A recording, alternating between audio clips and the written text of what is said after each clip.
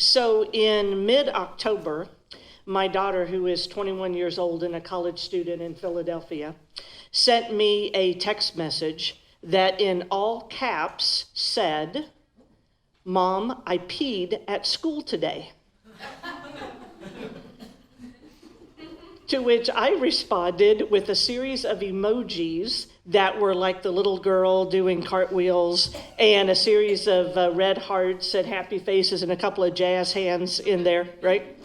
Which may sound kind of weird to you, except you need to understand that I have always been a staunch cheerleader for my children. No matter what they were doing, whether it was sports or anything else, I was that parent that was on the sideline that was cheering, encouraging my children in whatever they were doing, okay? Let me tell you how much of a cheerleader I was for my daughter when she was in high school. Okay?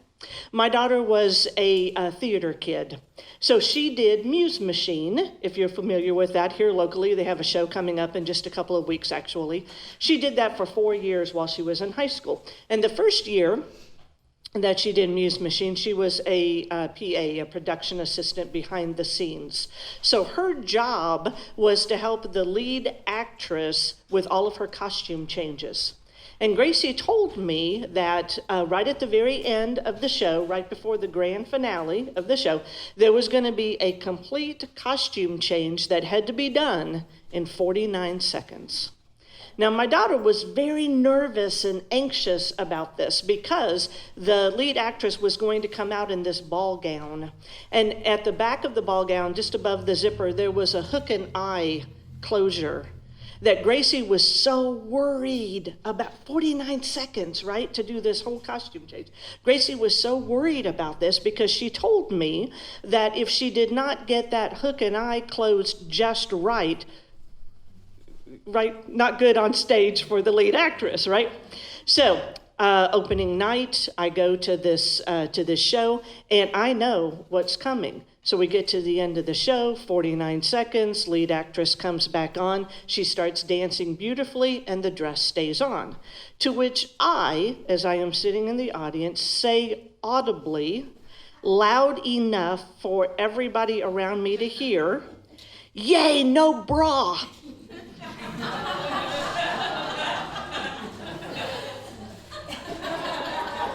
That was me, right? I was that parent. I was a staunch cheerleader no matter what.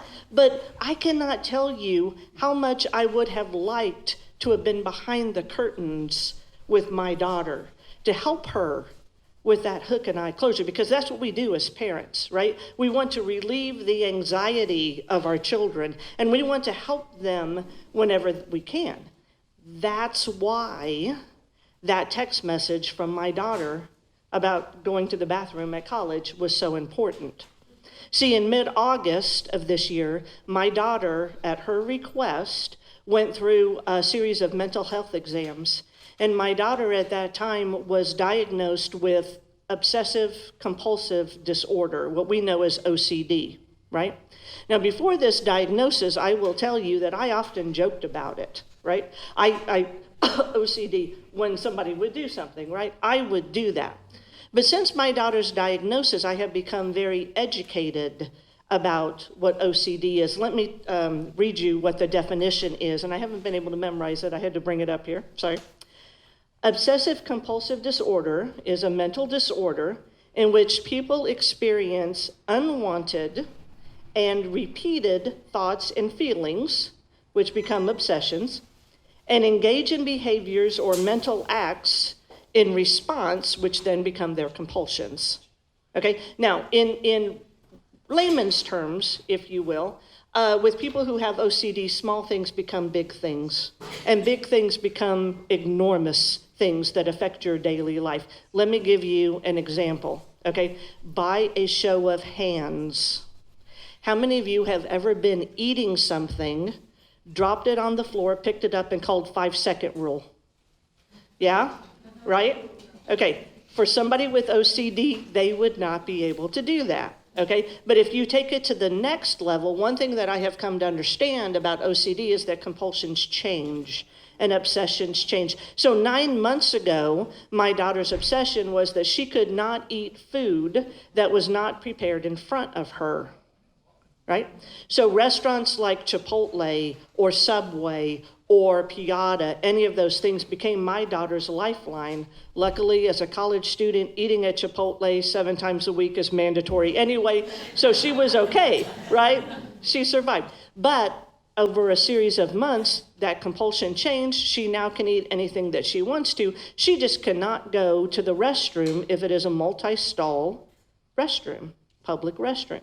Now, OCD, when it affects your daily life, that's when it becomes an issue. In June, I took my daughter to Chicago to celebrate her 21st birthday. Because of this compulsion that she has, we had to map out every Starbucks and every Rite Aid along the way, because my daughter has learned that Starbucks and Rite Aids have public, private bathrooms, right?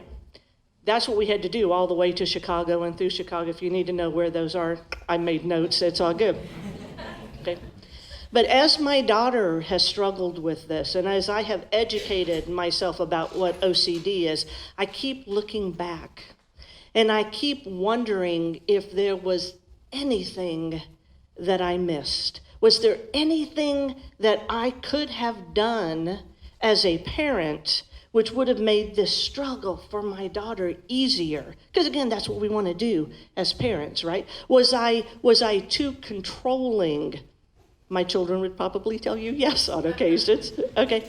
Was I too controlling? Did I not prepare her for what was to come? I have a friend, Kim, who is a psychotherapist, who has told me that people who have OCD tendencies, they will come out at 19, 20, 21 years old, because that's when the children leave and they aren't in that structured environment that I had provided for my daughter, right? This was when she was out on her own for the first time. That's when these tendencies started to happen. But I kept looking back, trying to make sense of this, trying to understand, was there anything that I could have done? How did I miss this? Okay, there were things that have come to light about my daughter after she moved out that I can make sense of.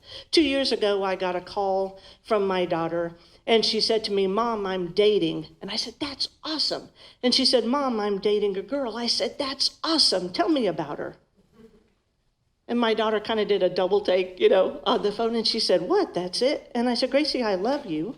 You are my daughter. I don't know what you expected me to say. You have a friend. I want to know about her." Okay? I can understand that, because as I look back at Gracie's high school years, Gracie was only interested in boys 4 weeks out of the year. 3 weeks before prom and the one after.